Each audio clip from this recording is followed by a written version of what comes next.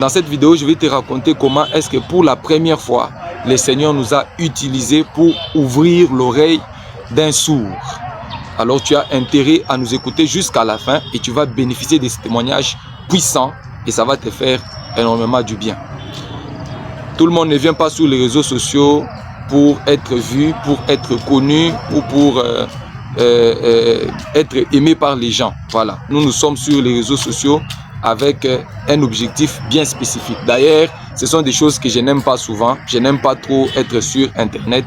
Mes proches le savent. Je n'aime pas être trop sur les réseaux. Je n'aime pas publier les histoires.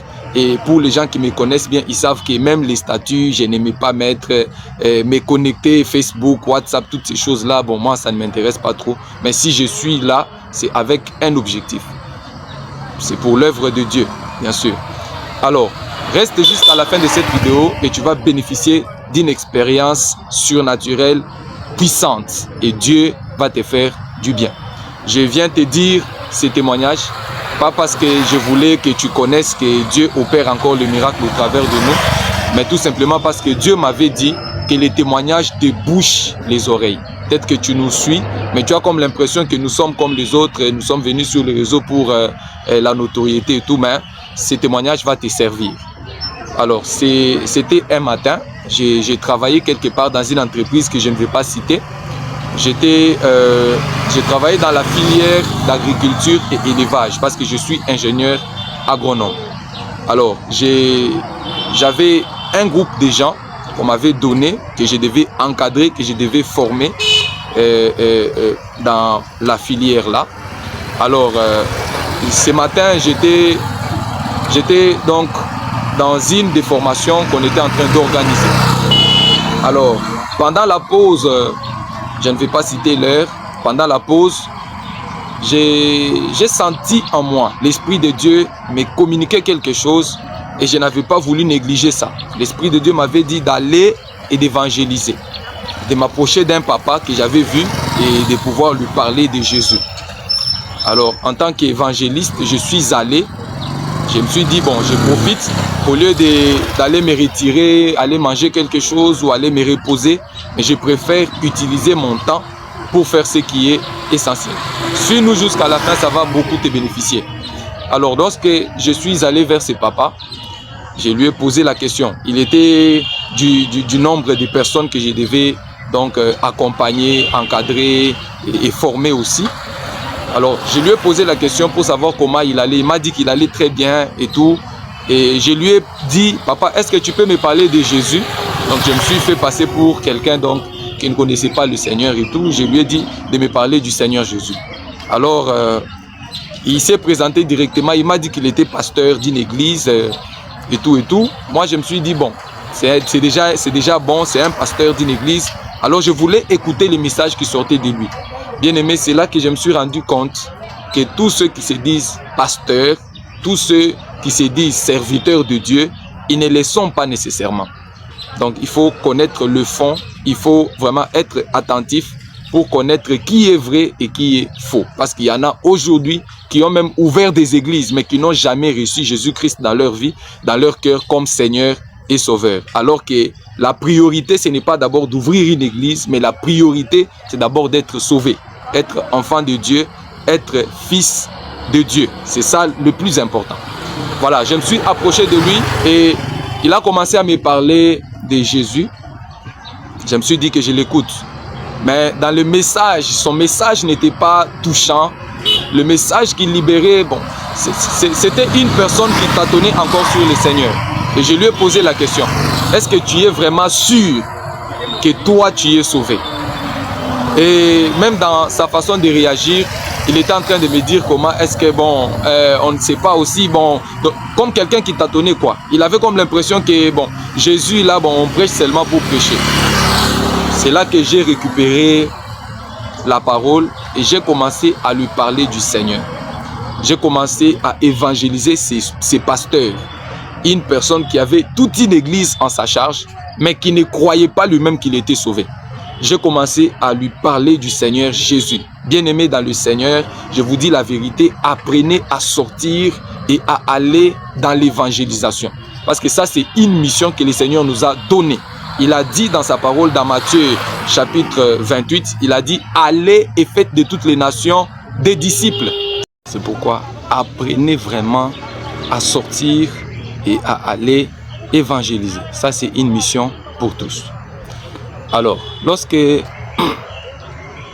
j'ai commencé à lui parler, j'avais des sensations au-dedans de moi. Donc, j'avais ce qu'on appelle les impressions prophétiques. Je sentais des signes sur mon corps, je sentais des choses et l'Esprit de Dieu était en train de me communiquer des choses que je ne savais pas expliquer. Alors, je continuais avec le message. J'étais en train de lui dire que Jésus-Christ, il est vrai, il était mort à la croix et il est ressuscité le 3e jour pour que nous puissions être sauvés. Si tu crois en Jésus vraiment, si tu le reçois comme ton Seigneur et ton Sauveur, je te dis la vérité, tu seras sauvé. Et ce papa m'a fait confiance parce que l'Esprit de Dieu l'avait touché. Il a fait confiance malgré qu'il était pasteur de son état, qu'il ne connaissait pas encore la parole de Dieu. Mais quand je l'ai évangélisé, ce pasteur-là a donné sa vie à Christ. Ce qui veut dire qu'il n'était même pas pasteur, c'était un charlatan. Donc il a donné sa vie à Jésus-Christ ces jours-là. Et il ne croyait pas à la manifestation du Saint-Esprit, il ne croyait pas au Saint-Esprit. Alors, je lui ai posé une question, parce que l'Esprit de Dieu est en train de me dire, pose-lui la question, qu'est-ce qui se passe dans son oreille? Je lui ai dit, je suis en train de sentir une douleur dans mon oreille gauche. Dis-moi, qu'est-ce qui se passe dans ton oreille gauche? Ce papa m'a dit, il m'a répondu, non, mon oreille gauche n'entend pas depuis des années. Ça fait plusieurs années d'ailleurs et personne n'est au courant de ça. Je cache cette information-là même aux personnes les plus proches. Beaucoup de gens ne savent pas. Mais toi, qui t'a dit que dans mon oreille j'ai un problème? Qui t'a dit ça? Ce papa a commencé à s'étonner et cela a encore captivé davantage son attention. J'ai continué avec l'évangile. J'ai continué avec la parole de Dieu. J'ai continué à parler à son âme. J'ai continué à parler à son esprit. J'ai continué à parler à ses oreilles. J'étais en train de déclarer des paroles. J'étais en train de lui montrer la voie, le chemin du salut. Et quand il a compris que le Saint-Esprit de Dieu était capable de révéler même des choses cachées, ce papa-là s'était confié maintenant en moi. Il a commencé à m'écouter et il m'écoutait attentivement. Et à la fin, j'ai fait l'appel au salut. Je lui ai dit, est-ce que tu peux donner ta vie à Jésus? Ce papa a accepté de donner sa vie au Seigneur Jésus-Christ. Je lui ai fait faire la prière d'acceptation, la prière de recevoir Jésus-Christ comme Seigneur et Sauveur. Toi aussi, peut-être tu m'écoutes ce matin ou quelle que soit l'heure à laquelle tu me captes. Peut-être que tu n'as jamais reçu Jésus-Christ dans ta vie comme ton Seigneur et ton Sauveur. Ça, c'est l'occasion pour toi. Parce que tu ne connais ni le jour, ni l'heure. Ne te dis pas que je vais le faire demain, je vais le faire après-demain.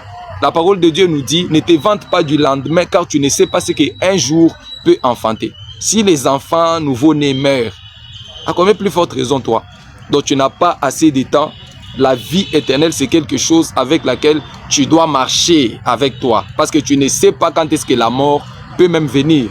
Alors tu as intérêt à recevoir Jésus parce que c'est lui qui sauve, c'est lui qui donne la vie.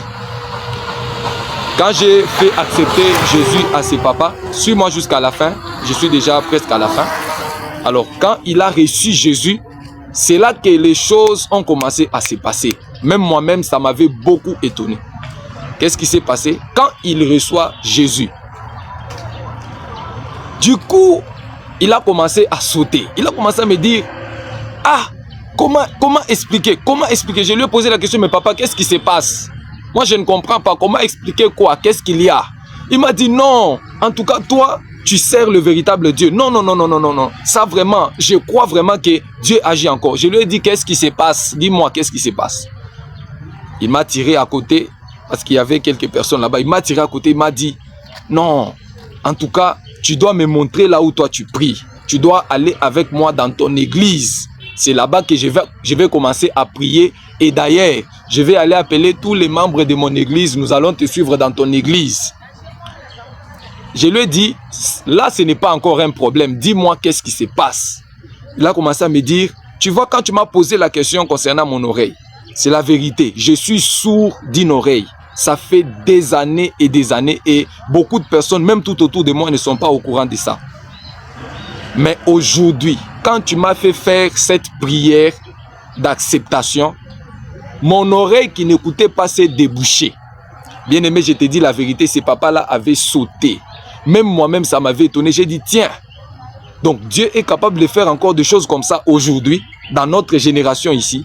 C'est ces jours-là que j'ai compris que le Dieu des miracles existe encore.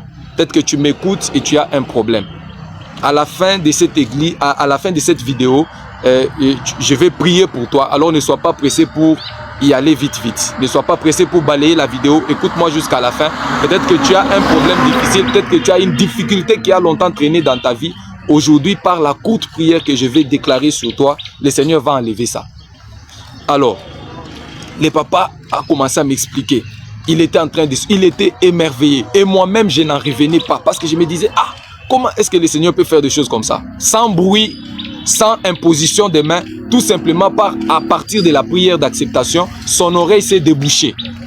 C'est pourquoi toi qui me suis aujourd'hui, tu dois répéter après moi cette prière. Je vais te faire la même prière et je sais que le Seigneur Jésus-Christ, celui qui avait guéri ces papas-là, celui qui avait ouvert son oreille, il va aussi déboucher ta vie. Alors répète après moi, Seigneur Jésus, je te dis merci pour ce témoignage puissant. Ce matin, je t'ouvre mon cœur au travers de ces témoignages. Je t'ouvre mon cœur. Entre dans mon cœur. Deviens mon Seigneur et mon Sauveur personnel. À partir de maintenant, prends la direction de ma vie. Dirige-moi jusqu'à la fin de mes jours et que ton Saint-Esprit puisse me prendre complètement en charge pour m'éclairer jusqu'à la vie éternelle. C'est dans le nom de Jésus-Christ. Amen. Tu vois, au travers de cette prière que tu viens de faire, Dieu va opérer le miracle même si on ne lui demande pas de faire le miracle. Tu vois, il y a des miracles qui sont spécifiques que le Seigneur a réservés que pour les gagneurs d'âme. Donc quelqu'un qui part évangéliser, la main du Seigneur l'accompagne avec des signes, avec des prodiges et avec des miracles. Toi aussi, apprends à faire de même.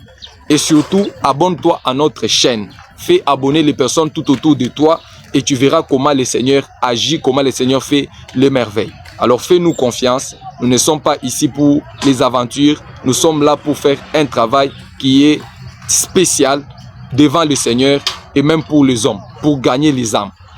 Alors, partage cette vidéo, partage ces témoignages et vois comment le Seigneur fait des merveilles. Ce n'est pas nous qui faisons, c'est le Seigneur qui nous a appelés à son œuvre, qui fait de grandes choses. Alors toi aussi, écoute-nous, partage, aide-nous tout simplement à dispatcher cette vidéo et tu verras comment le Seigneur agit. Que le Seigneur te bénisse ce matin et je prie que si tu pars au travail, que le Seigneur bénisse tes activités. Je prie que si tu étudies, que le Seigneur bénisse tes études. Je prie que si tu n'as pas quoi faire, si tu manques le capital, si tu manques le travail, que le Dieu des miracles pourvoie à tes besoins. Je prie que si tu es malade, que le Seigneur te guérisse. Par cette courte prière, le Seigneur a déjà agi dans ta vie. Alors que le Seigneur te bénisse abondamment. Reviens le soir à 18 h pour écouter notre nouvelle vidéo. Alors, qu'est-ce que tu attends? Abonne-toi et fais abonner les personnes tout autour de toi. Hier, c'était pour ses papas. Aujourd'hui, ça peut être pour toi. Ou demain, je ne sais pas. Parce que c'est le Saint-Esprit de Dieu qui agit. Alors, suis-nous régulièrement et chaque jour. Un jour, tu seras surpris de ce que le Seigneur va faire dans ta vie. Que le Seigneur te bénisse.